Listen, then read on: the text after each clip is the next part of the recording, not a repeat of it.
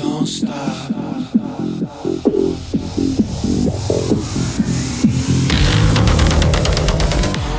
Hi, thanks for joining me on the Everything and Anything in a Bit K podcast. I don't know. I think a lot of people that know who I am think that I actually grew up in Miami, Florida, actually Homestead, Florida. And I grew up there when I was 7 on. But before that, I lived in Illinois. And we lived in a very small town in the middle. We had our house. My dad built us a house, and we lived in the middle of nowhere. We had this, I don't even know how many acres of yard and a huge garden.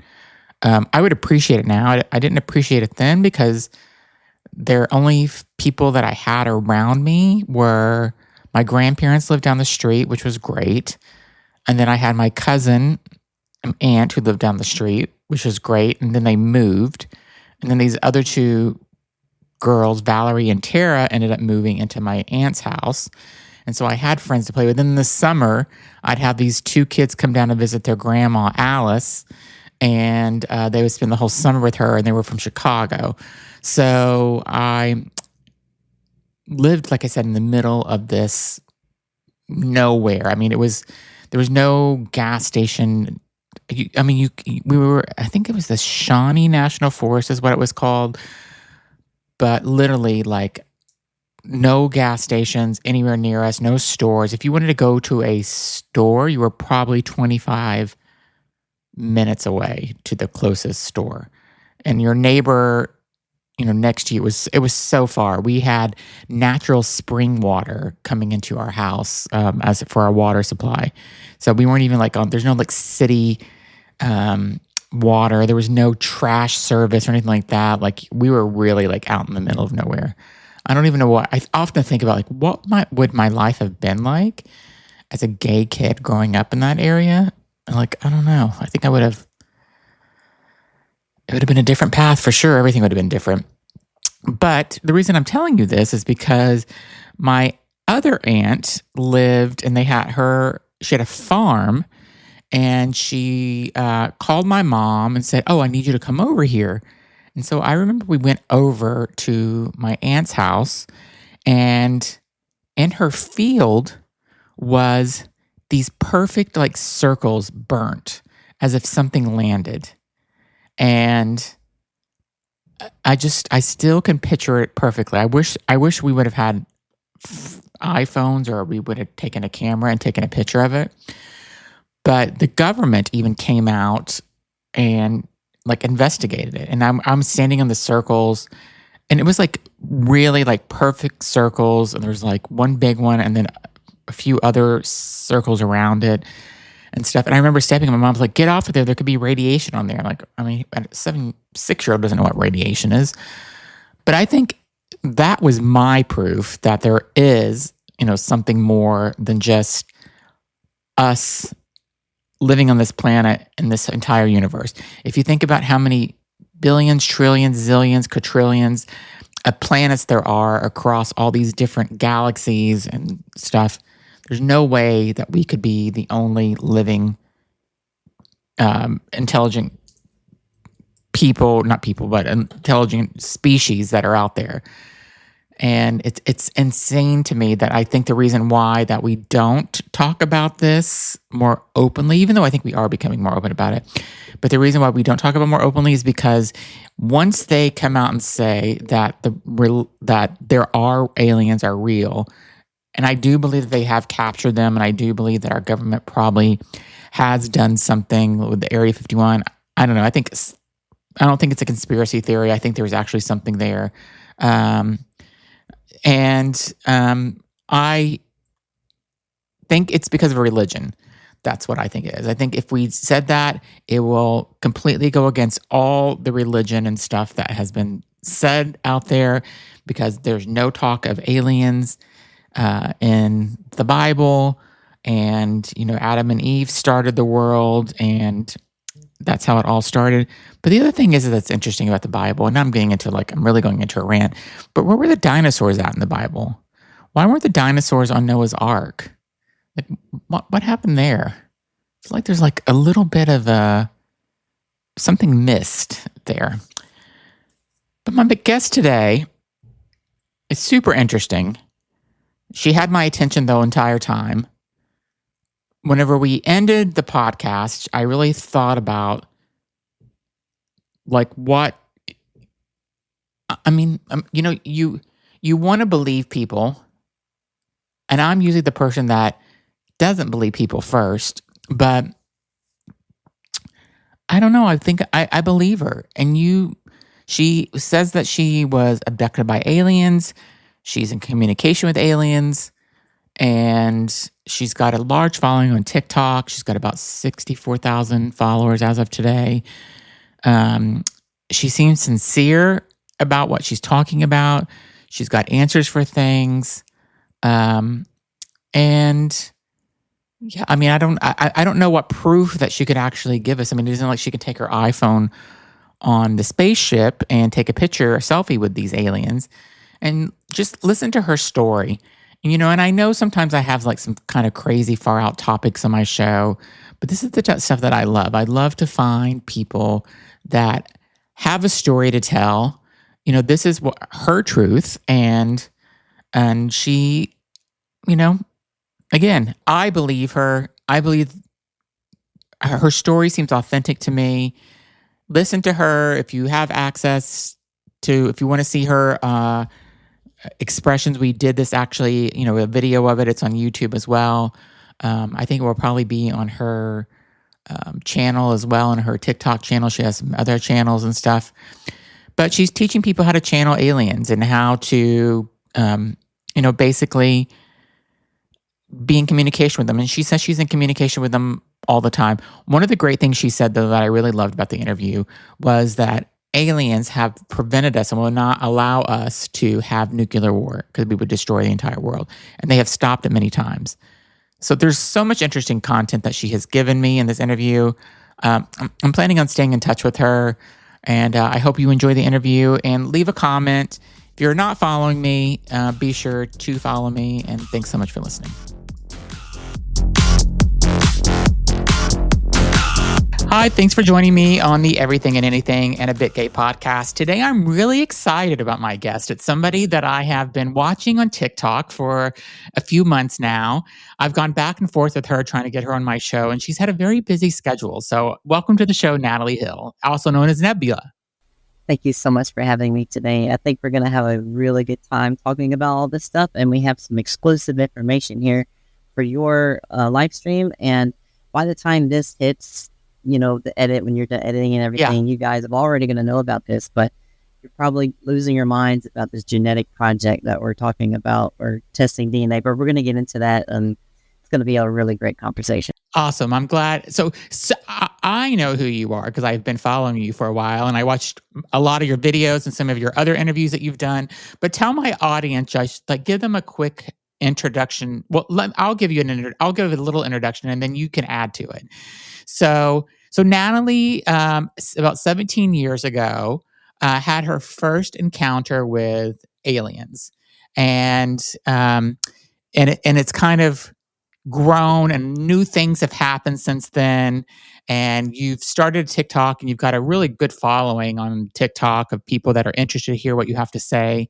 You've actually been contacted by them. You know how to contact them, and also you've been is abducted the right word, or you've been? Yeah, I mean, we do use that word still sometimes, but it's been dragged through the mud a lot, and it makes the whole phenomenon look negative. But yeah, I do use the word sometimes still, but sometimes we use the word taken.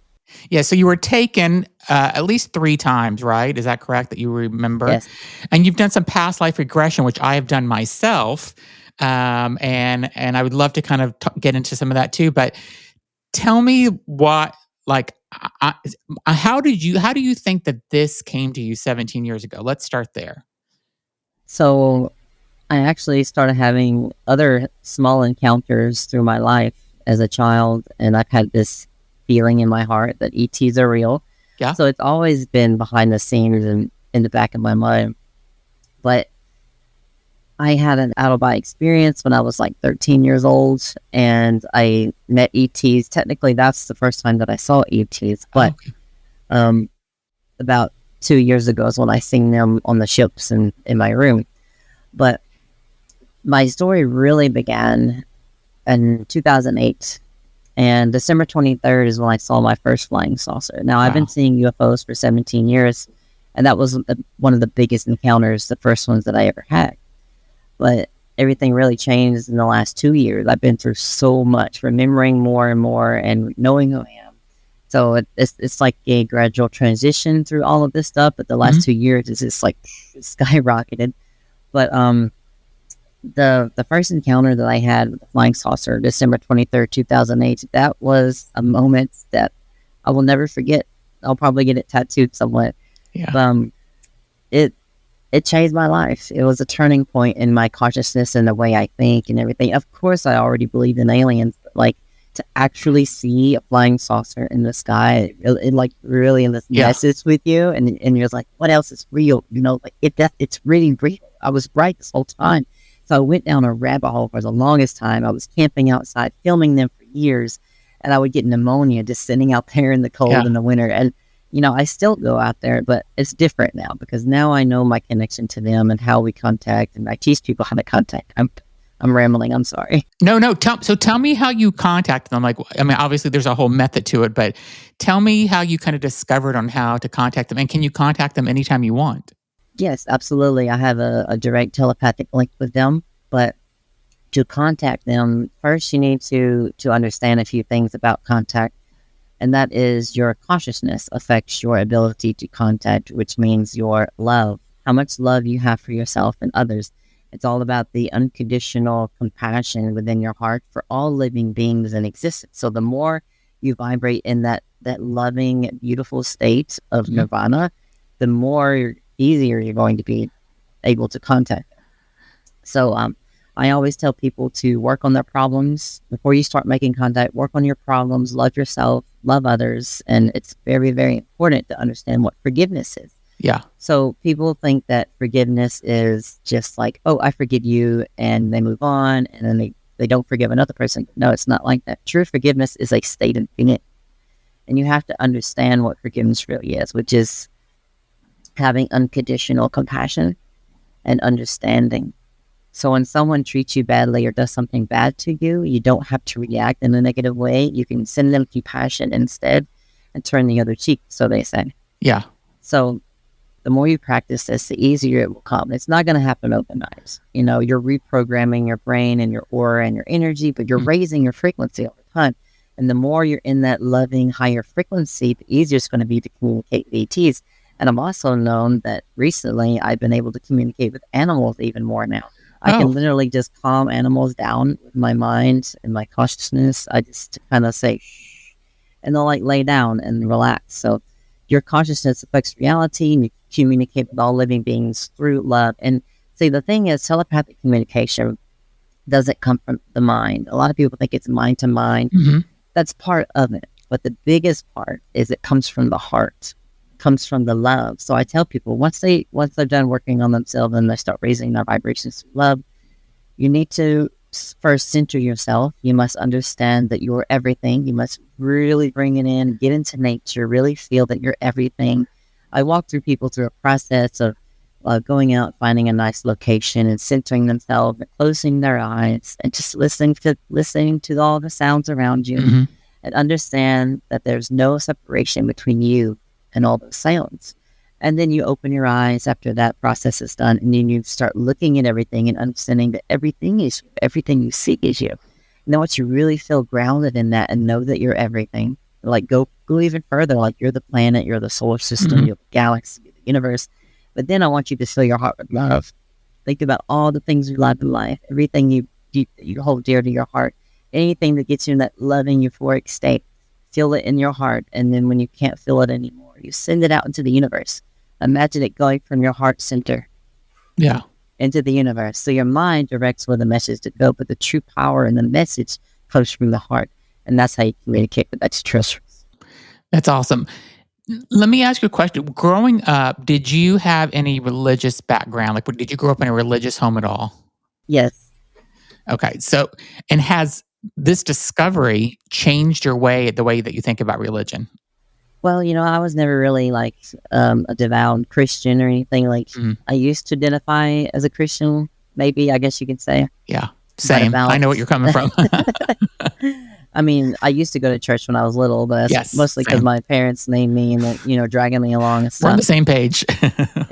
um, but I got out of religion, let's say about 3.5 years ago, Okay. and I started meditating and I started exploring what consciousness is, and I started playing with this idea of reality and like freeing my mind even more. I've always had a free mind. I've always like theorized what the universe is. I'm into quantum mechanics, all that stuff. Yeah.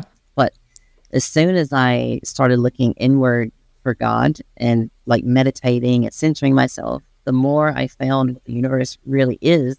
And that's when the ETs reached out to me a little bit later. So I had to get out of that control mechanism Yeah. to free the pathway for them to communicate to me. Do you think that's why the world is so scared of like, I mean, if you, I mean, this is how I've always looked at it for years. There's no way with all the millions, billions, trillions of planets and solar systems and how big the galaxy, the universe, how many galaxies there are. There's no way it's that we could be the only living creatures and all this thing, So, and I think that if people just think about that more, they would realize, and if people want to be religious and want to believe in God and believe there's a heaven and a hell and all that, or whatever they believe, they're Muslim or they're Jewish or they study Hinduism, like whatever it is, I don't care as long as it doesn't hurt anybody. That's how I feel about it. But I just wish people would kind of open up their mind a little bit and just think about like we can't be the only ones. And I think that's why people deny that there is any aliens or anything outside of this world because it conflicts with their religious beliefs that Yes, they've that's been brought up with. part of it. Yes. Yeah, and I think that it would just but I do think that we're at a point now where there's a lot more people that have opened up their mind to this than ever before. Oh, yes. And we can talk about what's in the headlines now, which is Three Eye Atlas, where people are really talking about this and they think it could be something. What is your thoughts on Three Eye Atlas? Well, I know there's a lot of misinformation going on. First of all, 3i Atlas, like if you could scroll through Facebook, we all know how Facebook is now. It's like all fake stuff. It And so is. It's so people, bad. they take stuff and they run with it and they reshare fake information, misinformation. So it's really hard to know exactly what's going on now with 3i Atlas. But Yeah. I follow a few good sources. So as far as I know, it hasn't stopped. It hasn't changed directions. But other than that, it is very strange. We can't deny the facts that there's a lot of weird stuff going on with 3i Atlas. Yeah. So here's the thing. If it is a spaceship and it's negative, first of all, it wouldn't even be in the solar system. The Federation would not allow it. Okay. If it is a spaceship and that means it's positive, then that means they're coming to make contact with the Federation's approval. So there's that. It could be a awakening device or a ship, something to uplift our consciousness, because as you know, when objects get close to the sun, especially comets, they cause more solar flares. Mhm. And I don't know if you know that some of us are more sensitive to solar flares. Those who have been meditating and people who are spiritual and type 2 hybrids like me, we're very sensitive to solar flares. And the way that I've been taught by the Federation and the ETs is that there's information embedded within these solar flares, within the energy waves. So anyway, 3i Atlas is triggering solar flares right now, even though it's on the backside of the sun. Some of that's getting slung around. And trust me, I'm feeling the effects right now. But I also think it brings epigenetic changes within our DNA and light codes within our consciousness to help us move towards a consciousness awakening and realization that we're all one. So I think it could be something along the lines of ascension or awakening. But as a ship, I don't know. Tell me about your Federation, because I know about it because, again, I've watched your videos and stuff. But tell my audience, my listeners, when you're talking about the Federation, what that means. First of all, I am a representative of the Galactic Federation, and I got approval from them to say that. I know people probably won't believe me, but it's okay. But I am technically an emissary. I'm just here to do the groundwork, so to speak, and I have a temporary mission here on this planet. But the Federation is a collective of beings, hundreds of civilizations, working together to help protect and uplift civilizations and other animals and organisms throughout the galaxy. So what we do is we travel through the galaxy. We find civilizations that need help, that need flourishing. So that's what it means to serve the real God, source consciousness, is to support life, to help life, to create life. And it's all about life. How many ways can you uplift, create, and explore ways of experiencing reality? So the more vessels that we have in the universe to explore, the better, because souls need things to live in to experience reality. So yeah, it all connects. Yeah, that makes sense. And we'll be right back. Okay, now back to the show. Whenever you're in contact with these ETs, do they see how our society today is just so broken in so many ways? I mean, I'm not going to get political and talk about even the United States about any of that, but just the world overall with the wars that are happening and stuff like that. And Gaza, even though that's maybe solved, but the Ukraine-Russia war, just all the things that are so anti. I mean, I'm part of the LGBTQ plus community, so all the anti-LGBTQ plus community things that are coming today and stuff. Like, I feel like we were so far forward, and now we've taken so many steps back. So, do the people that are the creatures that you're in contact with, do they see these type of things, and are they giving any guidance on how to make things better? Yes, they do see all the awful things going on, and it makes them very, very sad, and it makes me very sad. People always ask, like, why can't they come down and fix everything for us and do this and do that? So the thing is, like, they want you to clean up your own room. If you don't do your own room, like clean your own room or do your own homework, you're not going to learn from it. You're just going to tear it up again. But there is a gray area. Us, type 2 hybrids, also known as Starseeds, that have been sent here to help guide you. And people are starting to listen to us now. They're starting to take notice that we're here and that we have messages to deliver. So it's getting a little bit better, but it's also crazy right now because it's just, we're shaking things up. Things are just like, so you can't create an omelet without breaking a few eggs, So it needs to be in a chaotic state temporarily before you can rebuild and create a new society. So it's going to be tough, but it's going to get better, I promise. Also, to also mention, the Federation will not allow nuclear war. Oh, tell me about that. Yes, so there have been many, many nuclear bases that have been shut down and also turned on to scare them, to let them know what they're playing with, But some missiles have been dismantled within the silos, and some of them have been disabled in the air. So they have made it known that they will not tolerate nuclear weapons on this planet anymore, because they taught me exactly what happens when some of these nuclear weapons go off. Okay, so I believe it's fission, right? It's fission within the bombs. So fusion is okay. Fusion is a natural process that happens within stars, and fusion is fine. But fission is when you take atoms and you break them apart and you disrupt energy and matter within the universe. It's like an awful frequency.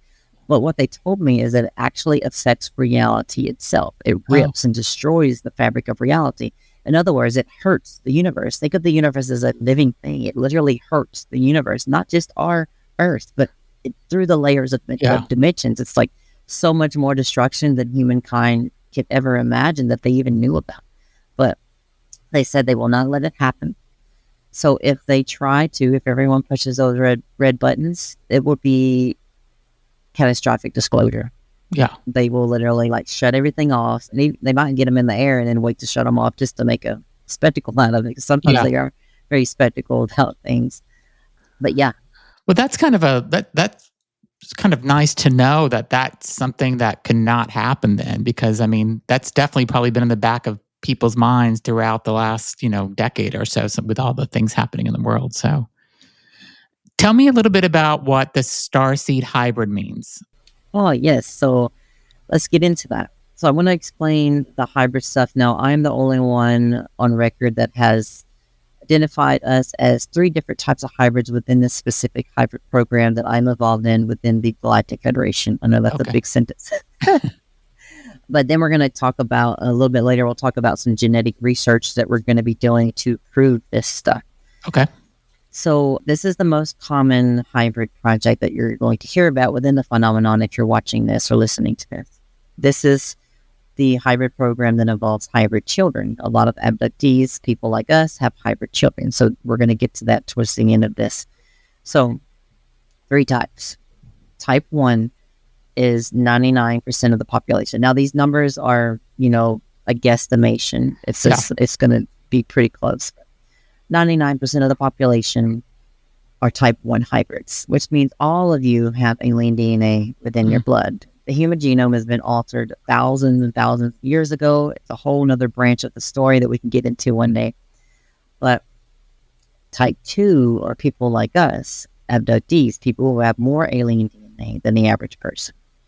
So how did we get that DNA? So Federation decided, they said, hey, we're going to start a program called the Nebula program or the STAR-C program, and we're going to allow souls to go down into bodies on Earth to be able to do the groundwork for the Federation to help teach people to bridge the gap between humans and extraterrestrials and to guide them, to teach them how to clean up their room, so to speak. We need to help the Earth.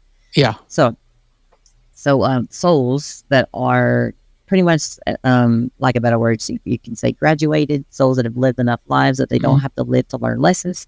They go to the Federation and they're like, hey, I'm bored. I need something to do. And they're like, hey, we have this program if you want to help the civilization out.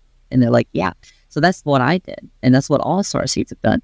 We have agreed with the Federation to incarnate into these certain type 2 hybrid bodies. So they said, okay, we're going to have to make you a special vessel, a special body for you to be able to do your job, so your soul is able to incarnate into this body properly.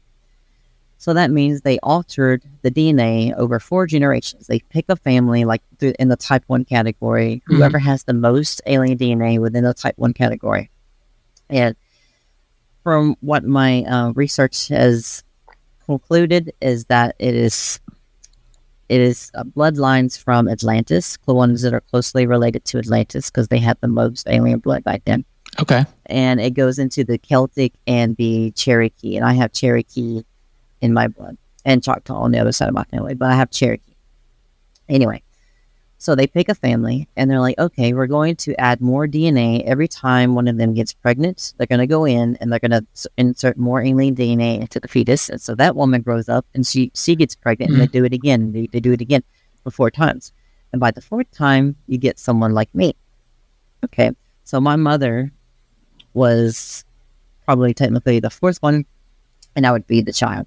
But so the reason that we need this DNA, like I said, I'm going to go a little more into it. I hope you don't care if I'm breaking it down like this. No, this is perfect. This is great. Okay. So we need to be able to be more psychic, to be able to be more connected. So a lot of us are going to be more psychic from birth, more connected to the other side. Some of us will be able to talk to spirits and souls and other loved ones in the other higher dimensions. So a lot of us have ADHD, highly functioning autism. But just because you have that doesn't automatically make you a type 2 hybrid. Same thing with Rh negative blood. That's across the board between type 1 and type 2. So don't even worry about blood types. Just throw it out the window at this point. Okay. Other characteristics include being sensitive to the allergies and different things on the planet. Some of us can be sensitive to light and, we could have back problems because of gravity. It all depends on the amount of alien DNA we have and what DNA from each alien.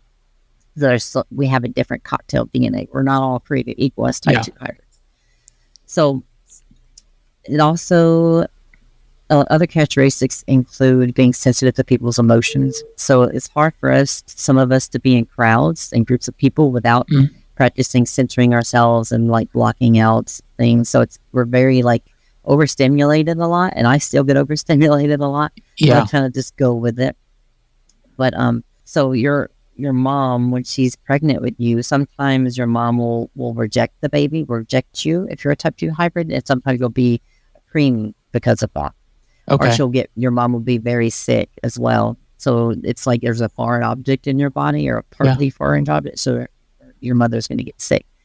So those are some of the characteristics. I'm trying to think if there's, oh yes, absolutely. There's some big ones here. So if you feel a calling to do something for this planet, you're most likely one of us. Like if you really have that fire, that urge to do something. Like, what's an example? Yeah, like if you have the urge to start a corporation or organization or join an organization or do something grand, something big for the environment, helping the planet or helping the people. Some of us get into healing and opening up our own healing shops and things like that. Spiritual healing, spiritual teachings, spiritual teachers. Yeah. Absolutely one of the jobs that we do. So we all have different jobs on this planet. So we also have information embedded in our minds. So it's like we're sleeper agents, but we're not like here to do bad things. So I actually have had one of my own switches flipped on a while back around May. And that's when I went to Contact in the Desert, but that's a whole nother story.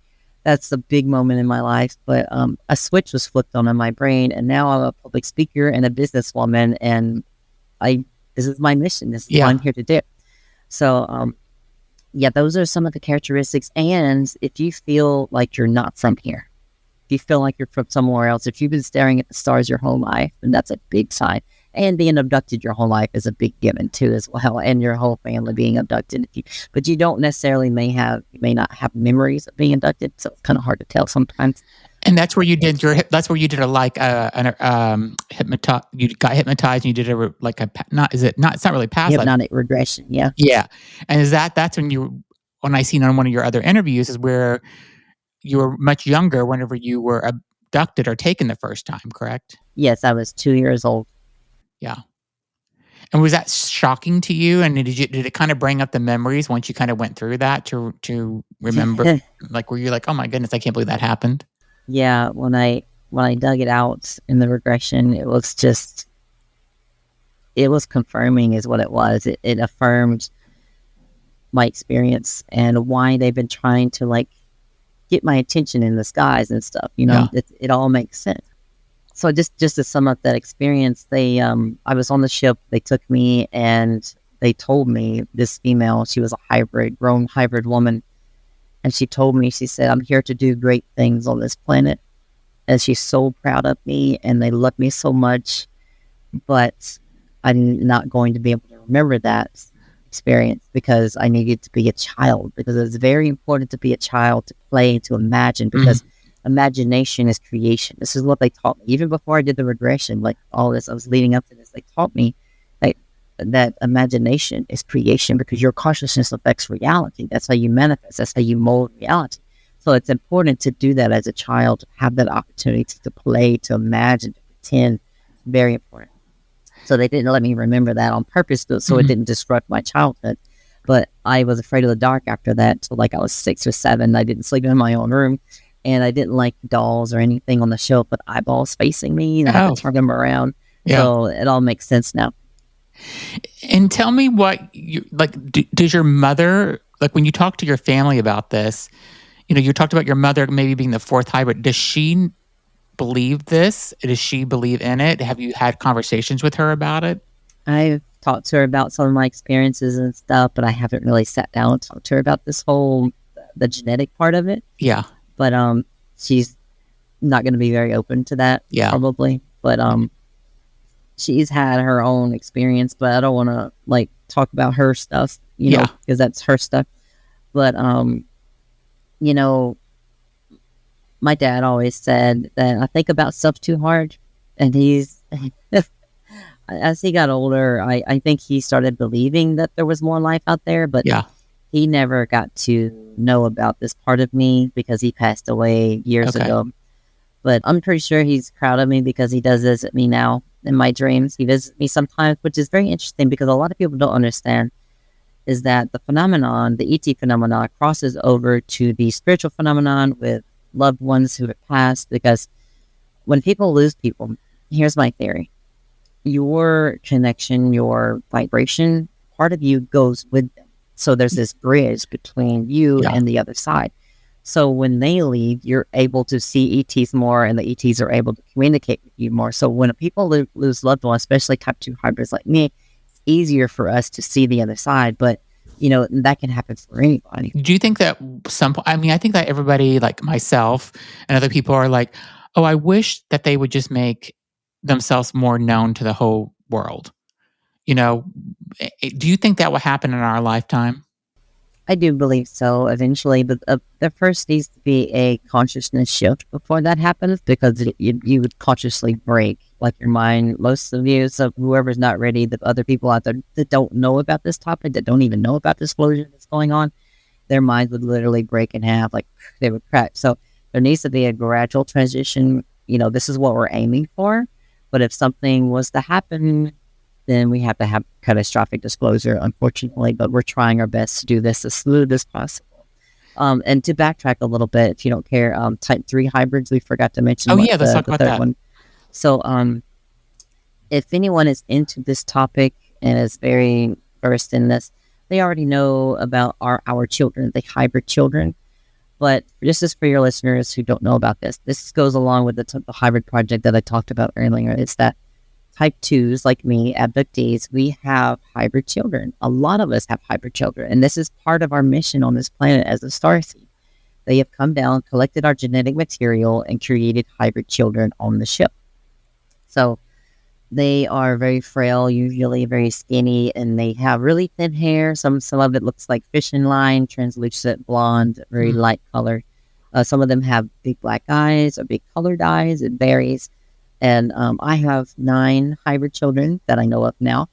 And I just got this knowledge not too long ago, so I'm still wrapping my head around that. But I literally met one of my hybrid children in my room, standing right here. And she was amazing, absolutely amazing. But the reason that the type 3 hybrids exist is for 2 different reasons. A, mankind destroys yourselves, and they will replace you on the earth. They will keep the earth going and take care of the planet. Or B, which is what we're aiming for. We're aiming for a golden city of heaven, of light on earth, where they can come down and live with all of you and bridge the gap between humans and extraterrestrials and the rest of the Federation. So that's what we're aiming for. It's not a takeover. It's not an invasion. It's nothing bad. But the thing is, when people have experiences on the ship, a lot of them will report negative stuff, evil stuff, right? But if you actually do the research, you will see that over 60% of people, there was one study that showed 60% of people had a positive or neutral experience with ETs. But the thing is, when you remember bits and pieces of your abduction encounter, your mind's going to fill in the gaps, and all you're going to remember is the most intense parts. They're like sticking needles in you and stuff. So, of course, your mind's going to develop a story of like, oh, they were evil, right? Yeah. So 99% of people who go through regression will remember something positive, and you will remember why you came here and that you're working with them. It all makes sense. So I urge, if anyone's listening to this right now, if you have had an encounter or you think you've been taken, please go through regression. It will help you so much, especially if you're having PTSD and lots of other things going on. It will smooth everything out for you and help you understand. But I know it's a big leap for some of you, and just take it easy on yourself. Whenever you're ready, just do it, because I recommend it. I think people are just more open to it now, though, than ever before. I don't know if it's internet and social media, or just how we are all the direction that everybody's going. But I just feel like there's so many more people just open to just things that aren't part of what is what quote unquote normal society is, which is, I think we're, a lot of society, I think, is going in a great direction. I just think there's just another part that we got to kind of help them get over there too. Absolutely. So. Like the ETs and us type 2 hybrids / Starseeds, we've been here kind of inching you along, and it's working. It is literally working. And now they're showing up in the skies all over the place. Yeah. So it's like meeting in the middle. We're doing our work down here. They're doing their work up there. And then you guys are like in the middle, like, oh my God, how this is happening. And in the back of your mind, it's opening you up. It's getting you ready for mass contact. So, yeah, I mean, I think people are ready. I mean, I'm sorry. I wish it would happen today. I wish I really did. Right? I'm so ready to just go and explore the universe. And I want to go like on a massive just adventure, just exploring life and logging everything, because I love to explore. I want to see all the art in the universe. So the ETs taught me that everything is art. Everything is art. Everything we see, you, me, the mountains, the galaxies, everything is art. And we are art creating art. That's all the universe is art creating art, creating art. It's all everything is. It's a thought. It's a living thought. And that's what God is. God is an ever-living fractal art that we have fractaled ourselves into an infinite amount of individual consciousnesses that will always be a soul at this point now. Yeah. But we are all God. We are all consciousness. That's the fabric of reality. We are living in our own painting. We are the painter and the painting. We'll be right back after a word from our sponsors. Okay, and now back to the show. Tell me what it's like to be on a ship, and what is it like to actually have communication, whether you're talking, telepathic, however you're doing it. What is it like to be with an ET on their ship? And is it, I mean, I would love to go. But tell me, I would love to just kind of see like what you have been, what you've experienced. Like give me a look, even, the latest one, whatever one you think is the most fascinating out of the times that you've gone to the ships. Like tell me about what you think. Yes. So I'm going to tell you the basic, what it's like, and then I'll give you some of my stories. Okay. And I know you're excited to hear some of them on the live stream. Let's see. So being on the ship is very calming. It's very calming. I'm usually on a table when I wake up, and they're like, shh, go back to sleep. They have a real hard time keeping me asleep sometimes. But it's very calming, and there's white light coming from everywhere, and it's not like a blinding light. It's like a... Is it like love? Yeah, it's like a love light. It's like God light, because the ships literally have God's source consciousness flowing through them. A lot of abductees will say that the ship was alive, it has some kind of intelligence, but it is literally God. It is literally the essence, the pure source flowing through the ship. So the ship can feel your thoughts, it knows you, knows everything about you, and it calms you, and the beings calm you as well.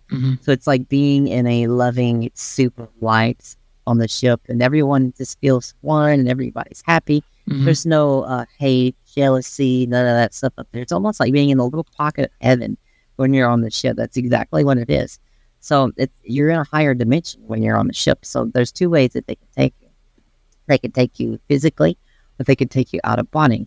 And I've experienced both of these. So both of these involve vibrating you or your soul out of your bed and out of your body.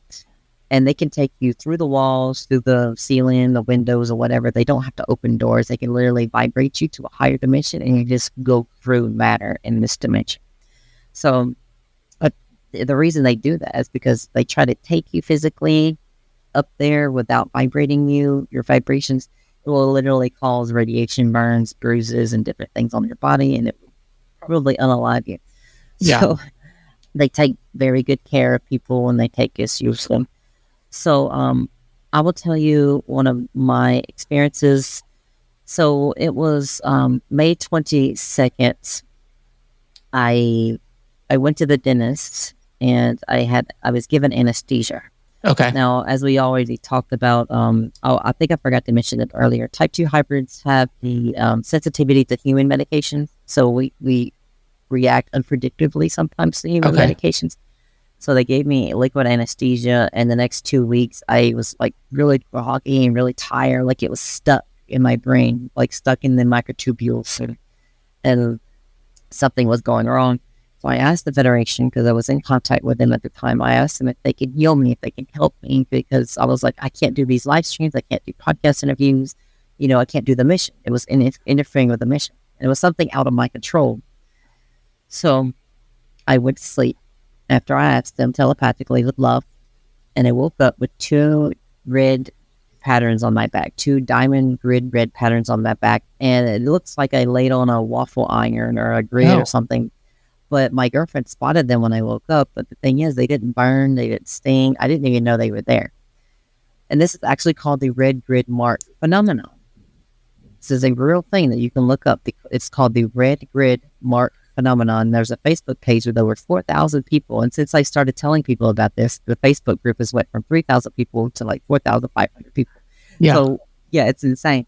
But there's so much out there, and a lot of them have encountered ETs within dreams when they had these markings. But I don't know if there's any other cases where they've actually got them on the ships like me. But anyway, so I woke up with the marks. I felt amazing. I felt like I could run a marathon. So whatever they did, they cleared my mind. They cleared the anesthesia out, and I was, oh my god, yes, I could. I was like ready Yeah. to go. So the whole day I was just like super hyper and just happy. And then I asked them that night when the day was over. I said, "Can you guys show me what happened?" I was like, "I need to know what happened. I want to know what you did because you left marks on my back. Obviously, it was Yeah. you." Because I rolled everything out and there was nothing I could find that caused it. And also, they lasted for 5 days and slowly turned into a light sunburn and it faded away. Wow. Yeah, almost like it was radiation, but not like a harmful amount. Yeah. If you can look inside the little diamond patterns, you can see like tiny little red marks too. It's almost like it's suction almost too as well. Interesting. But I asked them to heal me. Wait, I lost track where I was. Well, you asked them like how do they do it? Is what you were asking. Yes. So I went to sleep and they showed me. I was literally like there again. It was almost like I was reliving it or living it for the first time. Like they gave my memory back. So I went to sleep and I found myself laying on a white table in a white room, light coming from everywhere, and I'm so relaxed. I feel so good. And then I have a tube in my right nostril and my right ear. And it was kind of like a ribbed tube. It had like little ribs to it. And I couldn't really move my head to my left or right too much. I was just kind of like trying to look. Now I'm thinking that there were grays in the room on my left or right side because they never let me look at them when I'm on the ship for some reason. I think my theory is that if I look at them in their eyes, I'll remember way more and they won't be able to block the memories out as much. Okay. That's my theory. But I couldn't look at them. I couldn't move my head, but I could look down at the end of the table. And I saw 4 or 5 beings standing there. They looked human. They had blonde hair, and they had like hair to here, and they had blue suits, kind of like this, a little darker. They were like all male, very muscular, very tall, but they were standing at the end of the table, and they said, in my mind, they said, "Shh, it's okay." And then I passed out on the table, and I woke up in the morning, and I was like, "Oh my god, it was the Pleiadians! Oh my god!" And now I met the Pleiadians on the ship, in my room, in public settings, and yeah, all the So above. they are out there amongst us right now. Absolutely. Okay. Absolutely. And are they just there? Are they helping? Are they studying? Like, what are they kind of doing out there? Well, there's hundreds of different races, within our galaxy. Not all of them are part of the Federation, but some of them have approval from the Federation because the Federation protects the planet and it monitors everything. Mm-hmm. So some races are here to observe and to collect data and specimens and different things. And, some of them are here to encourage us, Type 2 hybrids, to do our job better and to guide us a little bit better. So they're just here to help. They collect data and kind of push us along. And there was one time I had a dream contact, which is a very real thing. Dream contact is a very real thing. So if you've had a dream of being contacted by ETs or being on the ship, that's a whole thing. You probably were taken if you're dreaming about being on the ship. Interesting. Yeah. But dream contact is a very real thing. But one time, this male entity, he didn't let me look at him, but he took me, like my soul, my spirit, he took me on a journey somewhere. We instantly transported to an alien world, and I was standing on this bridge, and it was just a beautiful, beautiful environment, scenery. And he was on my right side, and he said, when you're talking about these things to people, you're blowing their minds, like you're turning their whole world upside down.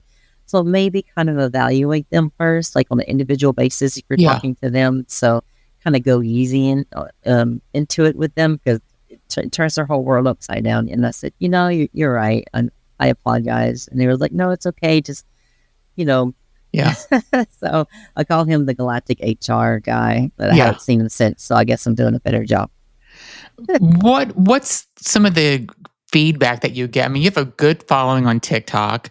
I think you're a fascinating, interesting person. What's some of the messages that you get from people that they're asking you? Like, can you give me an example? Like, I'm sure you get some crazy DMs. Oh my God. Like what's some of the crazier DMs that you've gotten from people?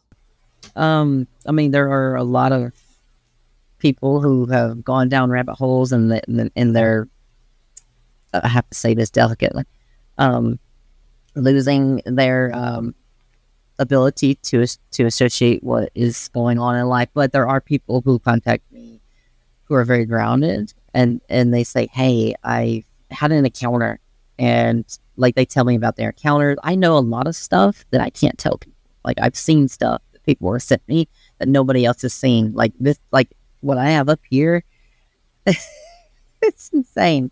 But yeah. So a lot of people are like, I made my first contact because sometimes it's because of me, because I teach them, which makes me feel really, really good because I'm doing my job properly.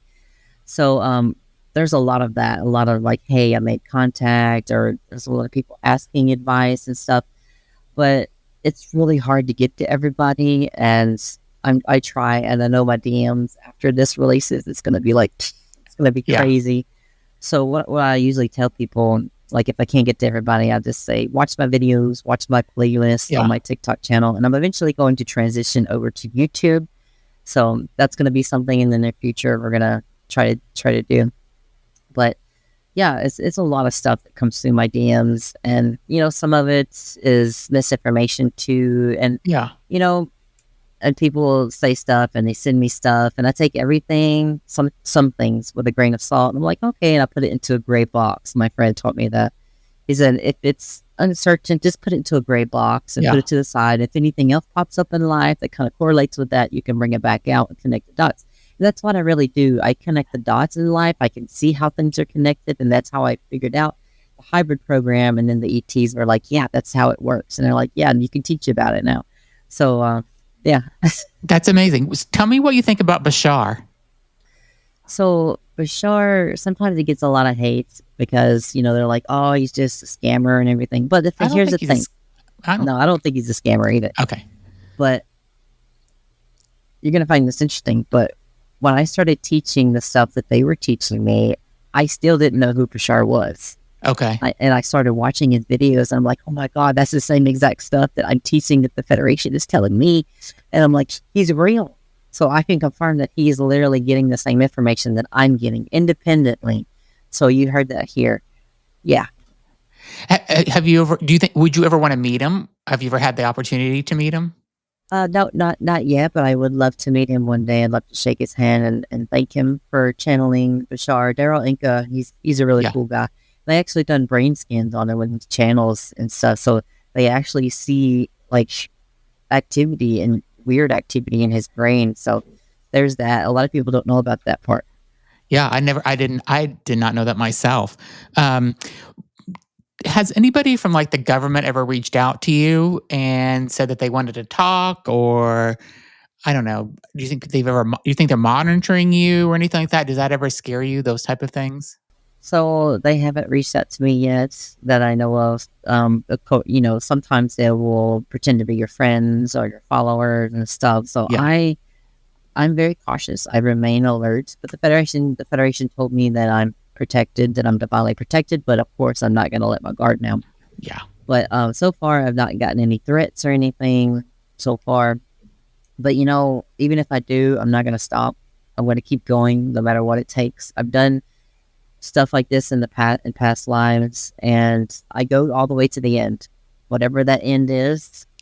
I get my mission done on this planet, and it's like it's hell or high water. Like nothing is getting in my way to complete my mission. So what's your future? Like, what's your plans? You have an announcement I think you wanted to make towards the end, right? Yes. Let's gradually get into that. So I am establishing an organization called the United Experiencers Initiative, and we're still getting the paperwork and everything legalized, but it's an international nonprofit organization. It's going to be. And what it is and what it will do is it will bring experiencers together. So the thing is, we don't have a voice in disclosure right now. It's like all the Congress people and the whistleblowers, which is fine. Whistleblowers, I support whistleblowers. It's fine. But the public, experiencers, abductees, we're not being heard. We're not being taken seriously. Yeah. And the government knows that we're real. They already know who we are. And type 2 hybrids like me, they already know. But we need a podium. We need a voice in disclosure as the public.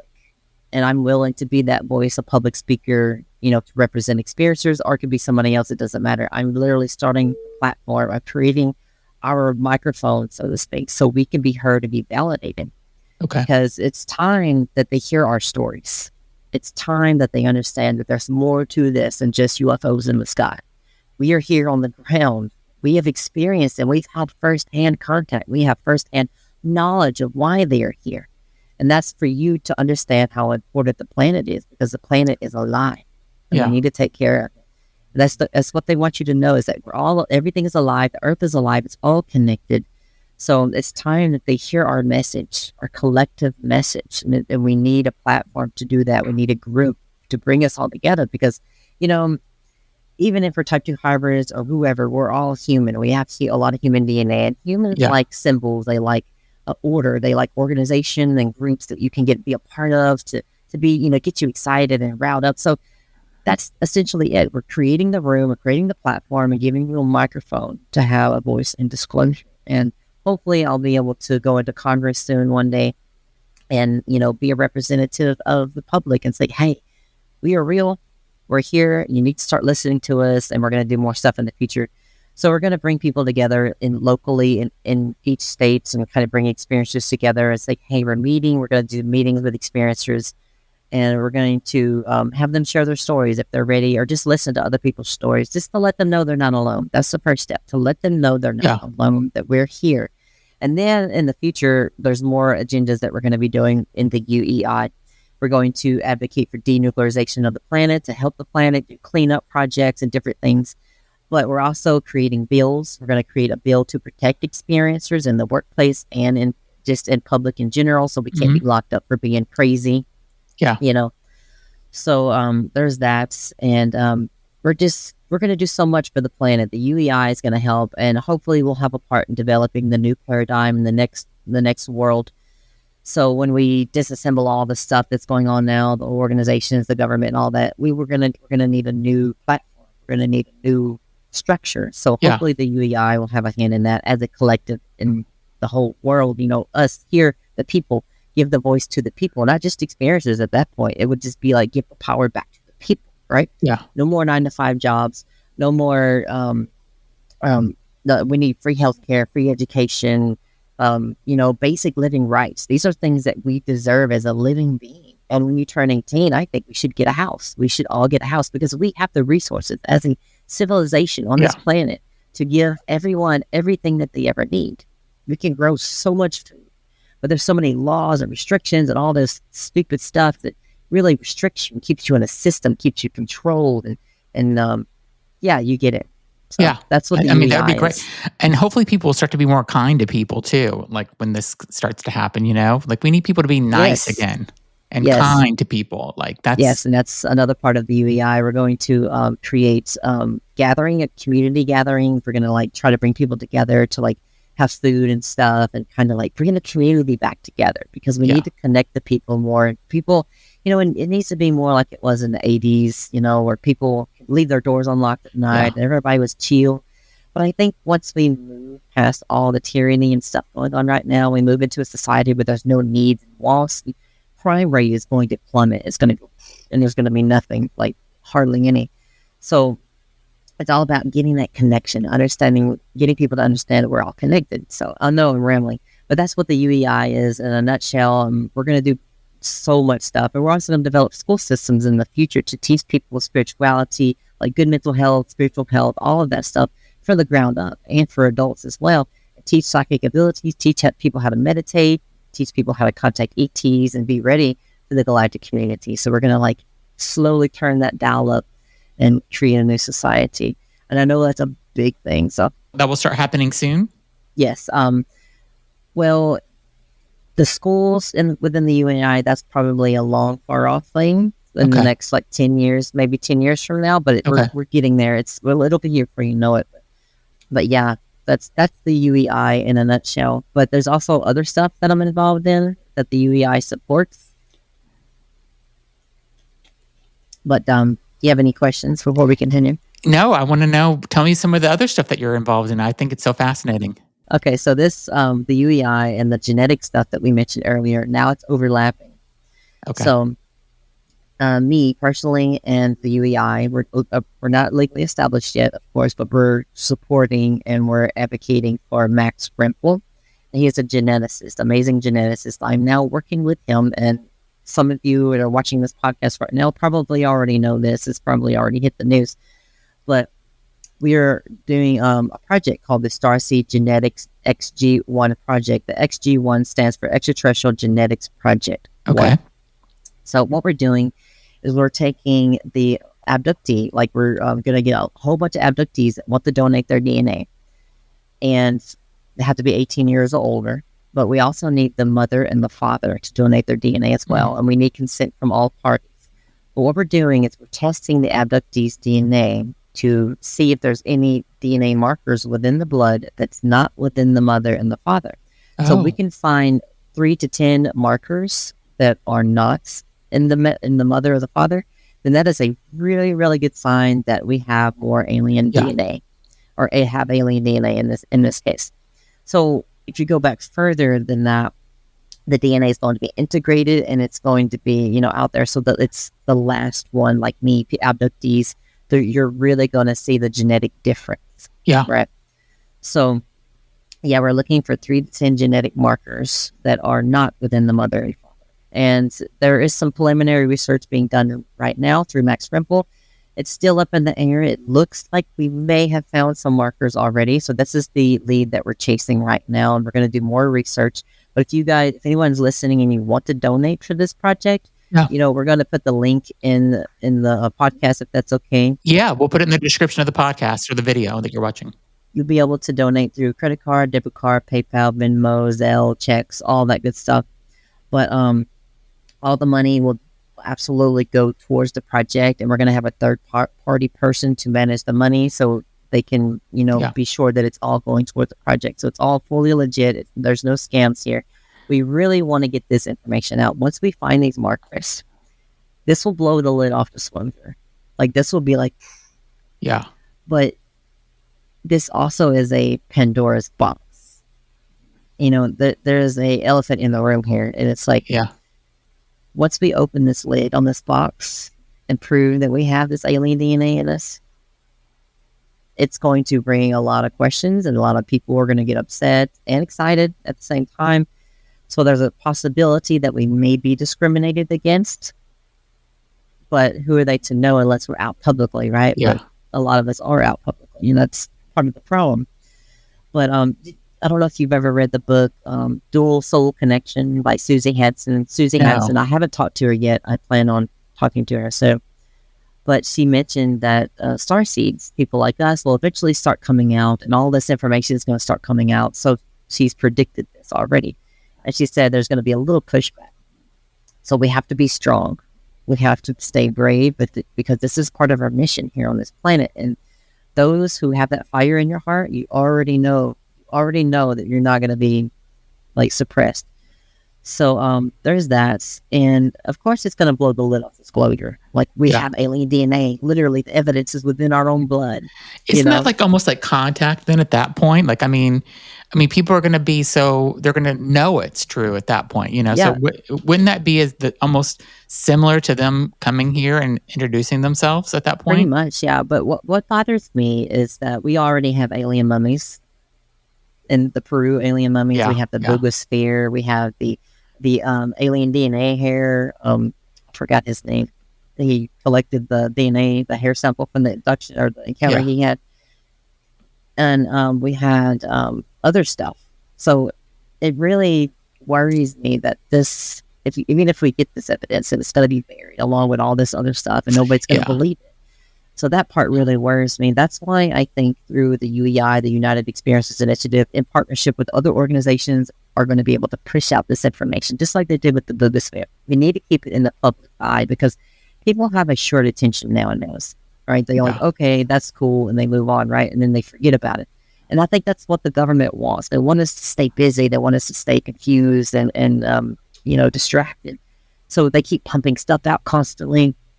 So it's kind of gets lost in the noise. So I think the United Experiences Initiative, and along with other organizations, are going to be able to help keep it in the limelight, so to speak. That's great. And we'll be right back. Okay, and now back to the show. Anything else you want to say before we wrap up? I mean, you're like I said, I think you're a fascinating, interesting person. I love your videos. I will put a link to your TikTok in the description of this podcast. But you have a link tree where you've got some interesting things on there as well. Yes. Can you talk a little bit about? Are you teaching meditation, or are you doing? I've seen a couple of things in your link tree. Can you talk about maybe some of those things that you're doing? Yes. So I have a group regression session right now, and right now we have one planned for November 1st. But by the time this comes out, it may be already over. But we're going to have more in the future, and we'll include that link in the description so you can sign up for the group regression session. So what it is we gather abductees or people who want to make contact.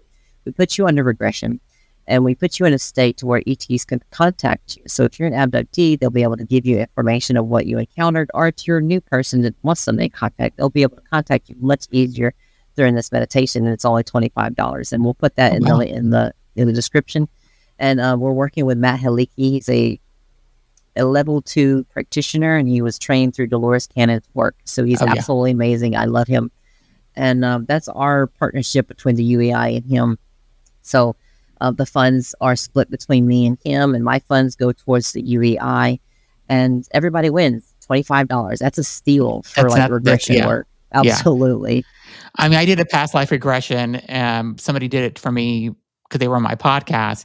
But I mean, I think it could be a couple $100 just to do an hour session sometimes. So $25 is really a really great price. So that's absolutely great. There's one thing we didn't talk about, and the Federation wants me to be more public about it. And, I mentioned it on other podcasts, but have you heard about my one past life that really fueled my energy in this? No, tell me about it. So there was this one past life that the ETs wanted me to remember, and I was in denial for the longest time, but 2 or 3 months. I was like, no, there's no way, Yeah. But I was scrolling through TikTok live streamers, and this woman was painting a picture of this person. I'll tell you who it is in a minute. But they were painting a picture of her, and it is someone in history. And I said, "How long have you been painting this picture?" And she said, I took it out the closet after 2 years or so, 1 or 2 years. And I said, "Oh my God, that's not coincidence.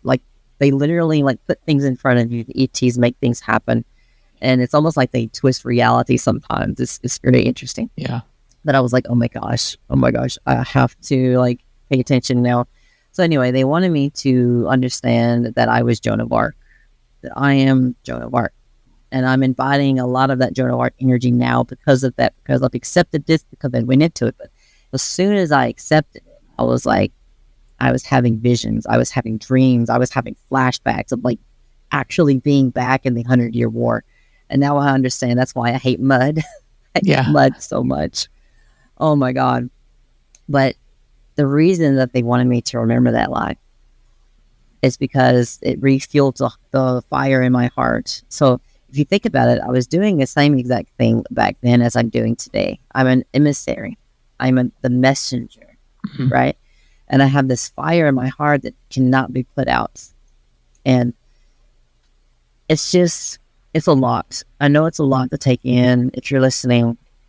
And I'm not asking you to believe me on this part, but this is part of my story.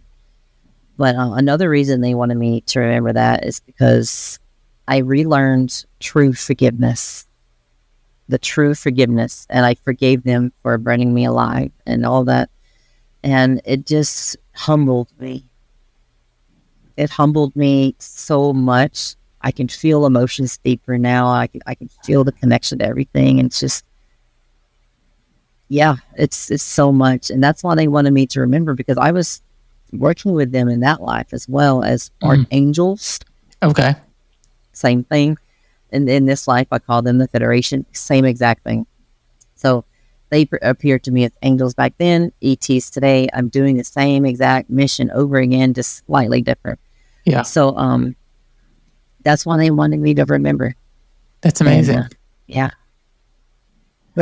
Well, again, you're really fascinating, and I'm so happy that you came on my show. I feel like I'm going to need to have you come back at some point. Absolutely. I feel like I have 3 pages of questions I didn't even get to that I had for you. But thank you so much for being on, Natalie. You're really amazing. Again, I will, for anybody that wants to learn more about you, if they don't know who you are already, go to the description of the podcast. I will put in Natalie's link tree for sure, but also her TikTok. You can go in I'll just tell you, take some time, because whenever you go and you watch one video, you're going to want to watch the next one. So you're going to need a few hours, because it's kind of addicting a little bit. So, because again, you're super interesting. So, No, thank you so much. Thank you so much for being on. You're amazing, and I hope to talk to you again in the future. Absolutely, and let's keep in touch. And I'll help you promote anything that you need. So thanks again for being on. Thanks everybody for listening. Leave a comment and let us know what you thought about the interview with Natalie. And don't forget to check out her TikTok. Thanks so much, everybody, for listening. Thank you.